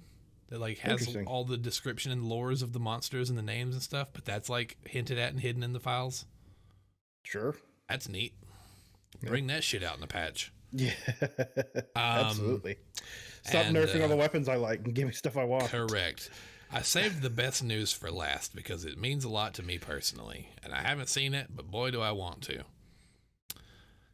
The 2 best performing video game movies of all time are both Sonic movies. Yeah, Sonic 1 and 2. Yep, Sonic 2 is the best and Sonic 1 is the second best. Sonic 2 is at 71 million currently and Sonic 1 is at 58 million. Those are now holding the thing, and I wonder if Nintendo is shitting their pants going, we gotta get rid of Chris Pratt. No, they're not. They're like, nah, Chris Pratt's a box office draw. I think Nintendo. I think Nintendo is not doing Chris anything. Pratt has come out and said on his Instagram, people still like him in movies. Okay, I get that. Okay, I get that. But he is also going to be Garfield, and that's a terrible idea. Nick Offerman would be a great Garfield. Nick Offerman would be a great. Nick Offerman would be a great Garfield. Yeah, I think it'd work. Don't see Chris Pratt doing that. And then I still think Bill Murray was the best Garfield. Chris Pratt is Mario. Yeah, but I'm saying that like Nick Offerman has the voice and like the characterization of that. And that's nuts. But yeah, that's crazy. So I wonder if they're, because like I don't think Nintendo cares. I think Nintendo is very hands-free on this. I think because they say they like meet and do stuff, and Miyamoto has approved of things and read scripts and this and that. And it's like, yeah, probably, but he's also like 70 now. So like, yeah, and just because he approved just because he read whatever, it, yeah, doesn't mean that like, yeah, it's not the same. I can read something and be like, oh, this is cool. Yeah, and then hear it acted, I'm like, oh no, I don't. Also, this is a fun little story because 2 things very dear to me. One, Sonic, and the Sonic movie did very well. The other story is Sonic 2. This is kind of impressive. Sonic 2 was Jim Carrey's biggest opening of his career. I mean, yeah. That's I mean, this is probably one of the most mainstream movies he's ever starred in. Which is nuts to think about. That's crazy to think how far we've come from the troglodyte Sonic trailer to now, where he looks fucking awesome. Everything about that looks incredible. He's not nightmare fuel anymore. Everything about it looks incredible, and he doesn't look like... God, like a first grader. He doesn't look like you literally slapped a human face onto a hedgehog. Well, it looks like one of those, like, it looks like Ratatouille or something, like one of those, like, weird dollar store CG movies. Oh my God. It's, to this day, I'll still go back and look at it and be like, oh, who thought this was a good idea? Yeah, I still wonder to this day if the whole thing was they had the actual model set to the side, like, and they did that to draw up buzz about it. Because there's no way in hell, or like, was there a bet in the office where one guy was like, I think that people are going to freak out about this. Some guy's like, you can show gamers anything. They don't have any taste. And then the internet blows up and they're like, fix the model. Like, put Sonic face back on Sonic. Yeah. Why has Sonic got a man's face? Why has he got a man face and horse teeth? I hate this. And it's like, you're like, Sonic, remember the scene Sonic, where he does that line where he's like, meow, and he's like, ah. Yeah, it's hellish. God. He shows so many teeth. It's hellish. If they had kept that face, the movie I don't think would have done anywhere near as well, but maybe like, let's go see Nightmare Fuel Sonic. No way. And B, you'd be like, please kill him, Robotnik. Win, Robotnik. Take this thing off the face of the earth. Yeah. I don't want to look at it anymore. It deserves to be killed. You'd be rooting for the echidnas at the beginning of the movie. Yeah, please just take him out. What a nightmare. Yeah. But no, he looks adorable, and he keeps getting cooler looking with every movie. So, you know, that third movie... But sadly, this is also possibly Jim Carrey's last movie. Yeah, and they've actually said that if Jim Carrey does not come back, that they will basically pick a different villain from the metaverse of, and I'll say this as an actual term because I'm actually using this because we all know that Sonic has like interdimensional things. There's like 30 different Robotniks. There's like... We all know that? Yeah. All of us Sonic fans, we all know this. Oh, okay, there you go. So... there's like a billion different Robotniks. There's like one that's like Metal Sonic Robotnik from a different place. There's like one from like before the stasis gamma wave or what the fuck it's called, like the Genesis wave. I forget what it's called, but like there's this like big wave that happens and like there's a lot of shit that changes in the universe when that thing hits. And then there's like Robotnik's grandfather, Gerald Robotnik, and not Ivo. And then there's also Robotnik before he became Robotnik when he was still Dr. Kentober. Yeah, you know, I feel like someone getting the plot of Kingdom Hearts 3 described to me now. I know, but I'm just saying. But if you're that's just talking about Dr. Robotnik and like fake Dr. Robotniks and stuff like that. Sure. If you also want to go, hey, you want a banger of a third movie? Throw Shadow in that bitch or Chaos. You have. Who knows? Maybe they're hinted at in the movie. I don't know. I haven't seen the movie yet, but like, maybe there's an after credit scene where it's just like you see a hedgehog floating in space. I don't fucking know. Dude, I don't know, but like I'm excited to see that movie because it has a 97% audience approval rating. I don't care about the critic scores on anything. That's fine. But like if people are watching it and going, this shit's great, that means that's whatever. Because like who cares what someone at the New York Post says because he's a guy who watches a million movies and doesn't give a fuck about Sonic the Hedgehog. It's the people who like Sonic the Hedgehog that go watch it and like it enough to have a Rotten Tomatoes account. They're like, I really like this. Okay, it's probably worth seeing. Also, it's the highest grossing fucking thing, so obviously it's worth seeing. If only Morbius had had this kind of support. If only Morbius is a better movie. All I've heard is that movie is abysmal. I still thought about going to see it, just to like watch the fire, but... Just to throw money in a toilet? Sure, do it. Pretty much, yeah, sure. But odds are I'll wait for that to come to like, you know, streaming or whatever. Is that going to come to Disney Plus because it's a Marvel thing, or is that going to be a Sony thing so it doesn't, or Fox or whatever? Who knows? Which branch Spider-Man's is that? Still a Sony thing, but that goes to Disney Plus. Okay, sure, yeah. So it's technically connected. It still should be. It's technically Sony because I mean it's Spider-Man.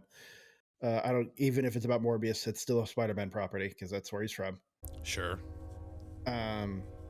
but it could come to Disney Plus after a certain period of time, I'm sure. I'm sure nobody wants it.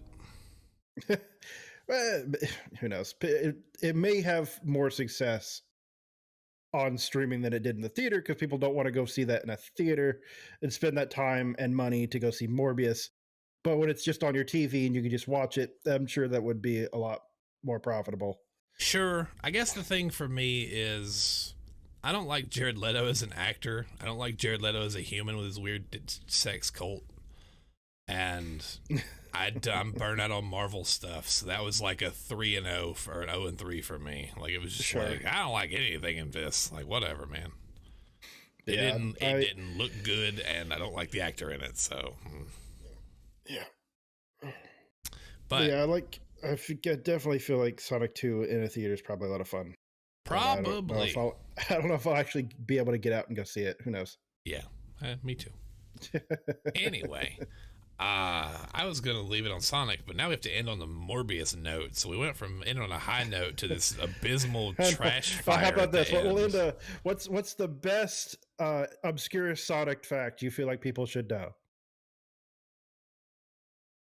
That everyone remembers Scratch and Grounder, but no one ever remembers Coconut's the monkey with a light bulb on his head. Sure, there you go. Or also that is. Or he's the monkey with a light bulb on his head. He has like a metal body. He's like partially mechanical, and he has like actual monkey head, hands, and feet. But he has a light bulb for a hat. I get what you're saying. I just don't remember if he's from an animated series or a game. Okay, so check. Could be from a comic. For I guess we're about to get into this because you asked now. So I made a mistake. Scratch the chicken. I'm sorry so much. So sorry. So Scratch the chicken. If you remember in Sonic 2, the chickens that are on the turrets on the airplane level that shoot at you, that's where Scratch's character model is from for the animated series. Grounder is from the Aquatic Ruins. He's the thing with the drill arms and the nose that bursts through the wall and starts trying to run towards you and kill you with his drill hands in the Aquatic Ruins level. And then Coconut is literally the monkey that climbs up and down the tree and throws coconuts at you from the first level. So, ta-da! Coconut's the monkey, apparently. Yep, and that's that. Sure. Anyway, maybe he'll be in the movie somewhere. He'll be in like the background. Be like, that's Coconut the monkey. Wouldn't that be amazing? I'm just excited that they've made a lot of Sonic Adventure references in the trailer to that movie. Like the snowboard scene is directly from Sonic Adventure. That's very exciting. So actually, I'll end it. This will be probably the last thing I say about this. The one thing I have heard about Sonic 2 is the soundtrack is not what it should be. Like, there's not a lot of like Sonic music in the movie. Weird. But also which I feel like is, but come on, man. Because if you're doing the those thing about scenes, give me City Escape in a fucking movie, please. Yes, because the thing about Sonic is a lot of people may not like the games, but everyone likes the soundtracks. Absolutely. Crush 40 slaps no matter what fandom you're from. I don't think they use really any Sonic songs in that movie, and I'm so disappointed. They're like, why would we use Sonic songs? We could use generic movie soundtrack instead. Right. But now think about how cool those YouTube edits are going to be when people are putting those songs over those scenes on YouTube. But unfortunately, I got to wait for all that to happen for months from now. Yeah, and also it should be in the damn movie. Yeah, I agree 100%. And I'm still excited to see the movie. Because to be honest, a lot of times the songs make those moments, and especially in the Sonic games. You're not wrong. Because, like, when Open Your Heart starts playing, whenever Chaos is, like, flooding the city, and you're just like, and you're like, I am becoming super Sonic. And you're like, oh my God, he's doing it. Yeah, like, absolutely. It was incredible.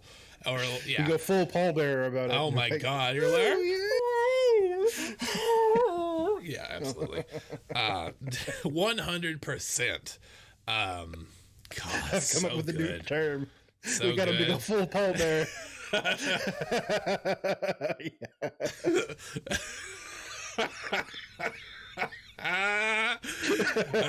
That's a good knee slapper right there. I tell you what.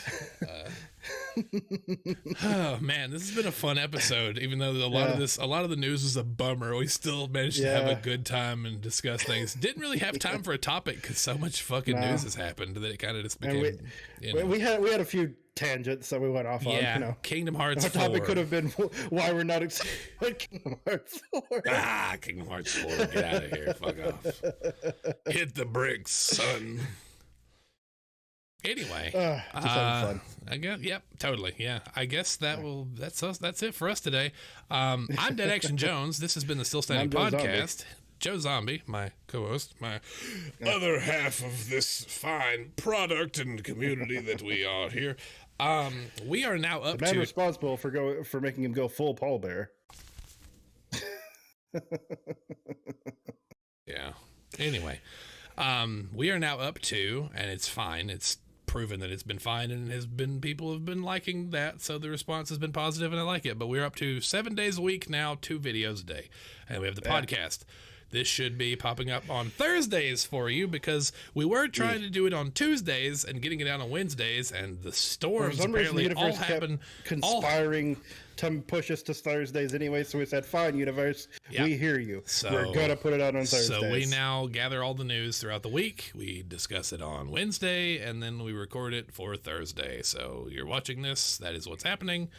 But enjoy those videos. We got bug snacks and stuff, and then there's a whole new expansion, and we got other things. Inscription should be finished the day before this comes out, I believe. Yeah. So we'll be starting you'll something. See whatever our news series, and you'll find out. So will we, if I'm being honest. So will we. We have things in mind, but we'll see what they are. But we've got a bunch of stuff on TikTok, so you can go look at that stuff there. We've got stuff on the YouTube constantly coming out. If you're finding us on Apple, go look up Still Standing on YouTube. You can find us there. You can see us on Twitter. If you're finding us on TikTok, go to YouTube and watch the full videos where the clips are from. In our profile on TikTok, there is a link to our YouTube channel there. I put that there. If you're here on YouTube, hey, thank you. Doesn't matter where you're listening from, whether you're on SoundCloud, you're on YouTube, you're on Apple, you're on whatever. Doesn't matter. Thank you. If you are listening to a bootleg download of this somewhere that someone handed you on a thumb drive, one, that's weird, but also that's respect. A lot of effort, and we appreciate it. But also respect. Yeah, I'm not even mad I'm not getting that listen for account. I love the idea of being the underground pirate podcast. Yeah, apparently, people, it's like whenever people used to get weird bootleg Pokemon cartridges. Still Standing's mixtape. Yeah, they dropped one. He went full Paul Bearer this week. Whoa, no way! I gotta listen to it, bro. You got one? Yeah, I got one right here, dog. Hold on. I'm about to throw it down. Go get Smokey in here. Come on.